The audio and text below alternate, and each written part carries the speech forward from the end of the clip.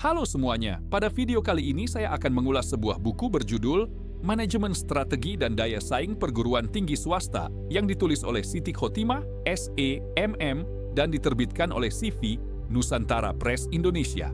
Buku ini membahas pentingnya strategi dalam mengelola perguruan tinggi swasta agar mampu bertahan, berkembang, dan memiliki daya saing di tengah perubahan dunia pendidikan yang semakin dinamis. Penulis buku ini, Siti Khotimah, SEMM, merupakan seorang akademisi yang memiliki latar belakang di bidang manajemen dan ekonomi. Melalui pengalaman mengajar, penelitian, serta keterlibatannya dalam pengembangan pendidikan tinggi, beliau banyak menaruh perhatian pada manajemen strategis, tata kelola perguruan tinggi, dan peningkatan kualitas institusi pendidikan. Pengalaman tersebut menjadi dasar yang kuat dalam penyusunan buku ini sehingga isi pembahasannya tidak hanya bersifat teoritis, tetapi juga relevan dengan kondisi yang dihadapi perguruan tinggi saat ini. Buku ini diawali dengan pembahasan mengenai peran pendidikan tinggi dalam pembangunan sumber daya manusia, serta pentingnya manajemen strategi untuk meningkatkan daya saing perguruan tinggi swasta. Pembahasan ini memberikan gambaran bahwa perguruan tinggi tidak hanya berfungsi sebagai tempat belajar, tetapi juga sebagai lembaga yang harus mampu menjawab kebutuhan masyarakat dan perkembangan zaman. Selanjutnya, penulis menjelaskan konsep dasar pendidikan tinggi di Indonesia, mulai dari hakikat pendidikan tinggi, sistem penyelenggaraan, hingga lembaga yang berperan dalam pengelolaannya.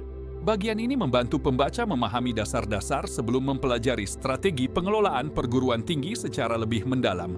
Pada bab berikutnya, buku ini mengulas pengertian manajemen strategi, manfaatnya bagi perguruan tinggi, jenis-jenis strategi, tahapan penyusunan strategi, hingga peran manajemen dalam menjalankan strategi tersebut. Penjelasan disampaikan secara runtut sehingga mudah dipahami, terutama bagi mahasiswa, dosen, maupun pengelola institusi pendidikan. Buku ini juga membahas bagaimana membangun keunggulan bersaing melalui pelaksanaan strategi yang konsisten, pemantauan terhadap implementasi strategi, serta penyajian studi kasus yang memberikan gambaran penerapan konsep di dunia nyata.